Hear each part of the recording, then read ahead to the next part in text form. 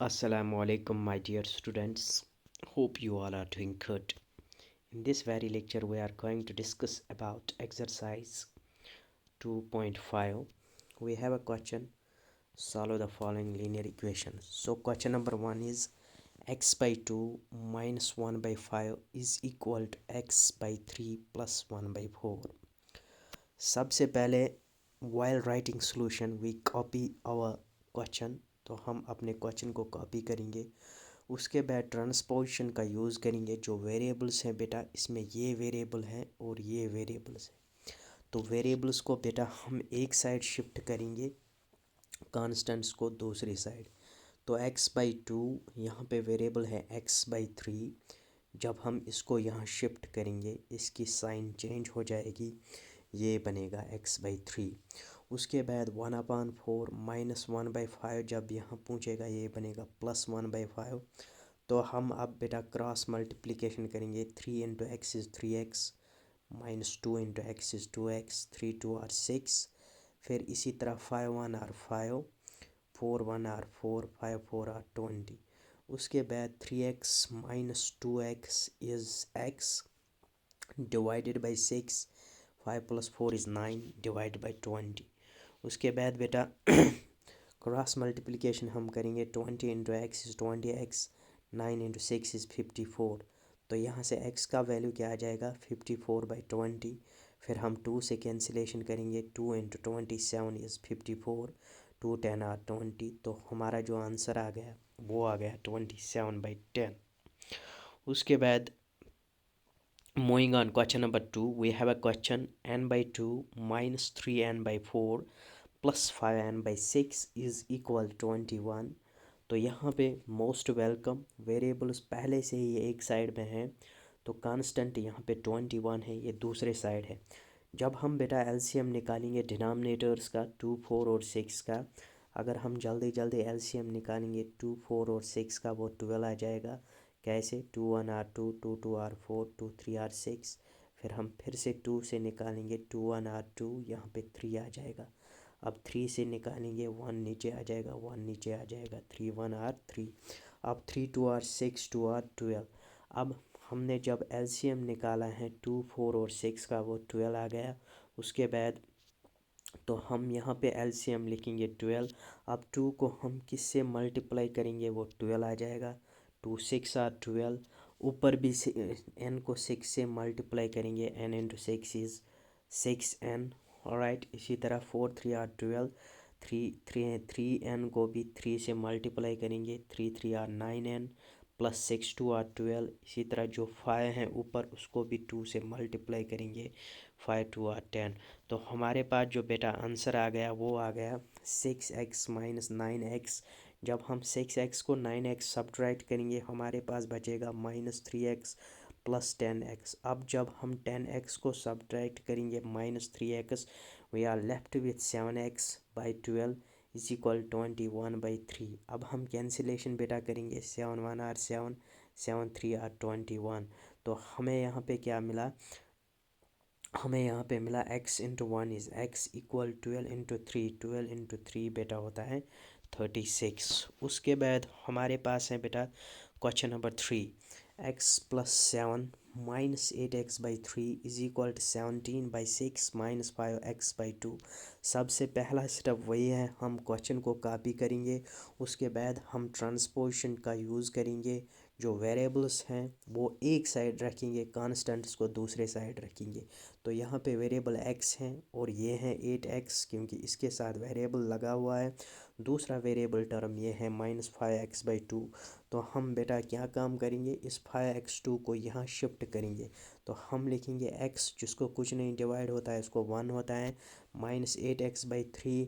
फिर -5x/2 जब यहाँ पूछेगा, ये बनेगा +5x/2 इज इक्वल 17/6 प्लस 7 जब यहाँ पूछेगा, ये बनेगा -17/1। उसके बाद हम एलसीएम निकालेंगे किसका, 1 3 और 2 का। जब हम एलसीएम निकालेंगे बेटा 1 3 और 2 का, वो 6 आ जाएगा।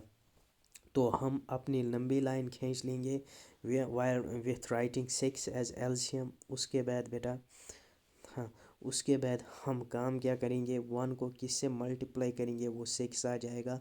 1 इंटू 6 इज 6, लेकिन मैंने पहले ही एलसीएम 6 निकाला है। इसी तरह x को भी 6 से करेंगे तो आ जाएगा 6x। फिर -3 को 2 से करेंगे, 3 2 आर 6, मोस्ट वेलकम, हमने नीचे लिखा है डिनोमिनेटर में 6। फिर 8 को भी हम किससे मल्टीप्लाई करेंगे, 2 से, 8 2 आर 16। फिर इसी तरह 2 इंटू 3, 2 3 आर होता है 6। 5x को भी 3 से मल्टीप्लाई करेंगे, 5 3 आर 15, तो हमारा आंसर आ जाएगा 15x। उसके बाद यहाँ सीधे सीधे क्रॉस मल्टीप्लिकेशन करेंगे। 7 into 1 is 17, 7 into 6 is 42, divide by 6 into 1 is 6। उसके बाद बेटा हम काम क्या करेंगे, 6x माइनस 16x, तो हमारे पास आंसर आ जाएगा -10x प्लस है 15x। अब 15 में से जब 10 को सब्ट्रैक्ट करेंगे हमारे पास रिजल्ट आ जाएगा 5x upon 6 is equal to, जब यहाँ पे देखो बेटा, हाँ, तो हमारे पास आ जाएगा 5x upon 6 is equal to, अब 17 माइनस 42 जब हम करेंगे तो वो आ जाएगा -25 डिवाइड बाई 6। अब हम कैंसिलेशन करेंगे थोड़ा नए तरीके से, 5 1 आर 5, 5 5 आर 25, 6 1 आर 6, 6 1 आर 6। अब क्रॉस मल्टीप्लिकेशन करो, x इंटू 1 इज़ x, तो फिर 5 इंटू 1 इज़ 5, लेकिन आगे माइनस साइन है तो x का वैल्यू आ जाएगा -5। उसके बाद बेटा क्वेश्चन नंबर 4 जो है ये आपके लिए होम असाइनमेंट है। मूविंग ऑन क्वेश्चन नंबर 5, हमारे पास क्वेश्चन नंबर 5 है 3t minus 2/4 minus 2t plus 3/3 is equal 2/3 minus T. तो उसके बाद हम काम क्या करेंगे बेटा, यहाँ पे 4 और 3 और यहाँ पे जो ये टी है ये वेरिएबल है, इसको हम इधर शिफ्ट करेंगे तो ये बनेगा +t/1 इज इक्वल टू 2/3। उसके बाद जब हमने एलसीएम निकाला है 4 3 और 1 का, वो हमारे पास बेटा आ गया 12, तो एलसीएम 12 आ गया। अब 4 को जब हम 3 से मल्टीप्लाई करेंगे वो 12 आ जाएगा। इसी तरह जो न्यूमरेटर हैं उसको भी 3 से मल्टीप्लाई करेंगे। उसके बाद जब 3 को हम बेटा 4 से मल्टीप्लाई करेंगे वो 12 आ जाएगा, उसको मैंने यहाँ पे लिखा। फिर इसी तरह हम 4 को भी किससे मल्टीप्लाई करेंगे, 2t प्लस 3। फिर हैं बेटा 1 को जब हम 12 से मल्टीप्लाई करेंगे वो 12 आ जाएगा, तो हमने यहाँ पे लिखा है। इसी तरह जो न्यूमरेटर हैं उसको भी हम 12 से मल्टीप्लाई करेंगे तो वो 12t आ जाएगा इज इक्वल 2/3। उसके बाद बेटा अब देखो 3 इंटू 3 होता है 90, प्लस माइनस होता है -3 2 आर 6x। उसके बाद प्लस माइनस माइनस होता है 4 2 आर 80। फिर प्लस माइनस होता है -3 4 आर 12। उसके बाद बेटा +12t एज इट इज़ रहेगा, फिर है डिवाइड बाई 12 इज इक्वल 2/3। अब हम देखेंगे जो वेरिएबल्स हैं उनको ऐड सब्ट्रैक्ट करेंगे, तो पहले है 90 -80। जब मैंने 90 को सब्ट्रैक्ट किया 80 तो एक टी मेरे पास बचा। This T and +12t is 13t, तो हमारे जो पास टी की टर्म्स हैं वो ख़त्म हो चुके हैं। अब हम कांस्टेंट्स पे देखेंगे, -6 -12, माइनस माइनस होता है +12 + 6 इज़ 18, लेकिन साइन रहेगी minus divided by 12 as it is equal 2/3। तो हम इस नतीजे पे पहुंच गए बेटा 13t -18 is equal to 12 upon is equal to 12, sorry divide by 12 is equal to upon 3। तो हम प्रोफेशनल तरीके से इसकी कैंसिलेशन करेंगे, 3 4 आर 12, ठीक है ना। स्मार्ट वर्क हमें यहाँ पे करना है। अब वो चला गया वो ज़माना जब हम डिवाइड करते थे। अब उसके बाद इसको सीधे 1 से मल्टीप्लाई करेंगे। 13t -18 into 1 is 13t -18 divided by 4 is equal 2/1। अब इसको 1 से सीधे मल्टीप्लाई करेंगे।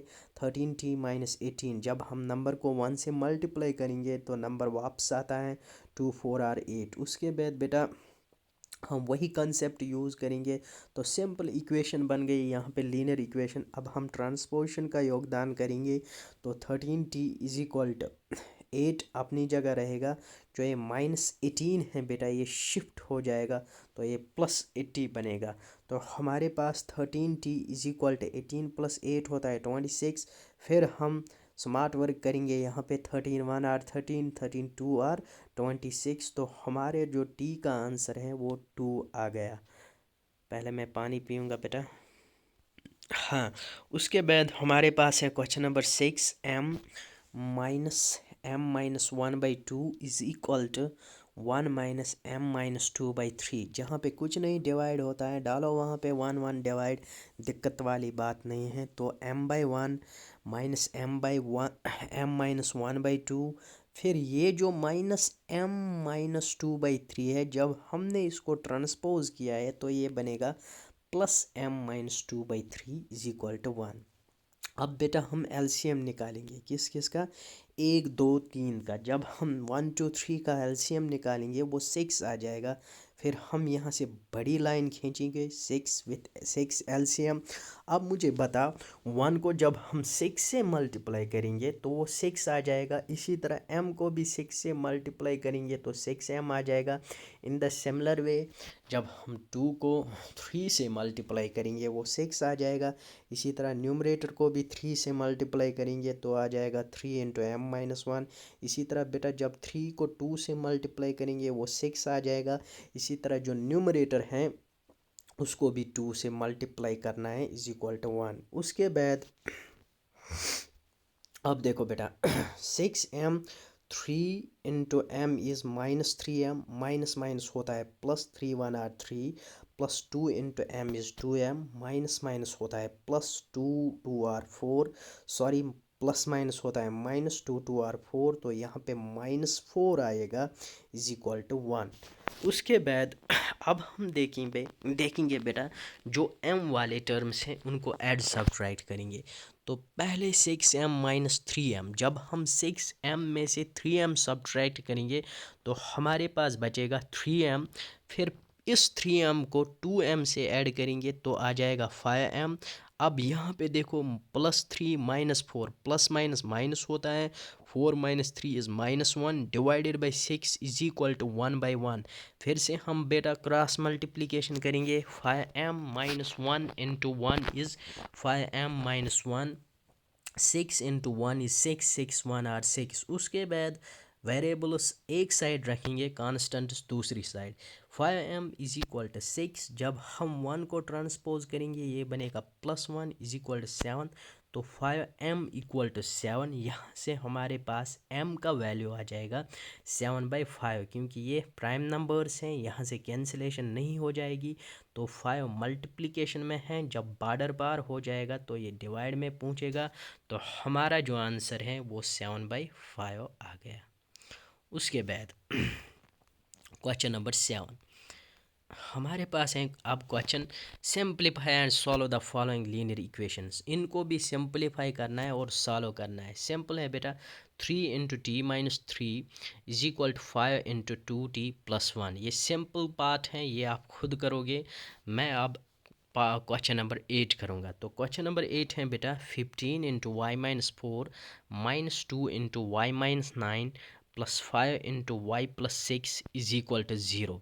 अब देखो बेटा 15 को जब हम y से मल्टीप्लाई करेंगे ये 15y आ जाएगा। फिर प्लस माइनस होता है -15 × 4 इज 60, तो -60 आ जाएगा। फिर -2 × y इज़ -2y। फिर माइनस माइनस होता है +2 9 आर 18। फिर +5 × y is 5y। Plus plus होता है प्लस ही, 5 6 आर 30 इज इक्वल टू 0। उसके बाद हम देखेंगे y वाले टर्म्स, इनको ऐड सब्ट्रैक्ट करेंगे, देखेंगे रिजल्ट क्या आ जाएगा बेटा। 15y को जब मैं 2y सब्ट्रैक्ट करूँगा तो मेरे पास रिजल्ट आ जाएगा 13y। 13y को जब हम 5y ऐड करेंगे तो हमारे पास आंसर आ जाएगा 18y। फिर -16 + 18 + 30। अब देखो बेटा -16 30 + 18 होता है 48। अब जब हम इसको सब्ट्रैक्ट करेंगे, क्योंकि प्लस माइनस माइनस होता है, हम सब्ट्रैक्ट करेंगे, ये यहाँ से बारो करेगा, 10 माइनस 8 इज़ 2, ये 5 रह गया, 5 माइनस 4 इज़ 1, तो हमारा आंसर आ गया -12, क्योंकि 60 जो था उसके आगे माइनस साइन थी। उसके बाद बेटा 18y इज इक्वल टू -12 को हमने शिफ्ट किया है, ये बनेगा +12, तो y इक्वल टू 12, ये 18 मल्टीप्लिकेशन में है, जब इस पार हो जाएगा 3 हो जाएगा। फिर हम 6 से बेटा कैंसिलेशन करेंगे, 6 2 आर 12, 6 3 आर 13, तो हमारा जो y है उसका आंसर आ गया 2/3। उसके बाद बेटा है क्वेश्चन नंबर 9।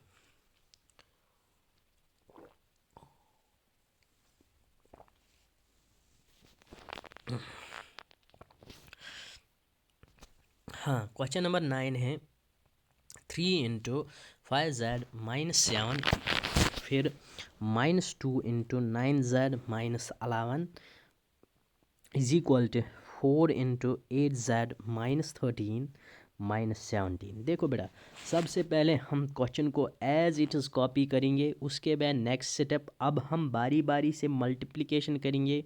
3 × 5 होता है 15, तो z 7 हैं, प्लस माइनस होता है -3 7 r होता है 21, फिर 9 × 2 इज़ -18z, फिर माइनस माइनस होता है +2 × 11 इज़ 22, फिर 8 × 4 होता है 32z, फिर प्लस माइनस होता है -13 × 4 इज़ -52, फिर -17। अब बेटा देखेंगे z वाले, 15z -18z, जब 15z को -18z करेंगे तो हमारे पास आंसर आ जाएगा -3z, फिर यहाँ पे 22 है, यहाँ पे -21 है, तो +1 आ जाएगा। उसके बाद यहाँ पे 32z एक बार ही है, तो हम 32z लिखेंगे, फिर माइनस माइनस होता है प्लस, 52 + 17 होता है 69। उसके बाद अब हम कांस्टेंट्स एक साइड रखेंगे, वेरिएबल्स को दूसरी साइड शिफ्ट करेंगे। तो कांस्टेंट है बेटा यहाँ पे 1, लेकिन इसका दूसरा कांस्टेंट है 69। जब ये यहाँ बॉर्डर पार पहुँचेगा तो इसकी साइन चेंज हो जाएगी, तो ये बनेगा +69। उसके बाद 32z, अब ये जो 3z है यहाँ पूछेगा तो +3z बनेगा। अब 69 + 1 होता है 70, 32 + 3 होता है 35z। तो हम कहाँ पे पहुँच गए, या मैं ये भी लिख सकता हूँ बेटा, हम आर्डर चेंज कर सकते हैं, 35z इज इक्वल टू 70, एक ही बात है। फिर हम कैंसिलेशन करेंगे, 35 1 r 35, फिर 35 2 r 70, तो हमारे z का आंसर आ गया 2। उसके बाद बेटा इस एक्सरसाइज का लास्ट क्वेश्चन है क्वेश्चन नंबर 10। डेसिमल देख के नहीं डरना। तो क्वेश्चन नंबर 10 है, इंपॉर्टेंट क्वेश्चन है। 0.25 को मल्टीप्लाई करना है 4f-3 से, इज इक्वल टू 0.05, इसको मल्टीप्लाई करना है 10f-9। यहाँ पे जो हमारी इक्वेशन है उसमें जो वेरिएबल है बेटा वो है f, तो हम मल्टीप्लिकेशन करेंगे, पॉइंट को थोड़ी देर के लिए इग्नोर करेंगे, इसको हम 25 कंसीडर करेंगे, फिर 25 को हम 4 से मल्टीप्लाई करेंगे, 25 चुका होता है 100, 25 × 4 इज़ 100। अब हम देखेंगे यहाँ पे लिखेंगे 100 आँख बंद करके, फिर उसके आगे वेरिएबल है f। अब बेटा मुझे बता यहाँ पे डेसिमल के आगे कितने डिजिट्स हैं, 2 डिजिट्स हैं, तो हम अपने 100 में 2 डिजिट्स के बाद डेसिमल लगाएंगे 1 2, तो यहाँ पे डेसिमल लगाएंगे, तो इसका आंसर आ गया 1.00f।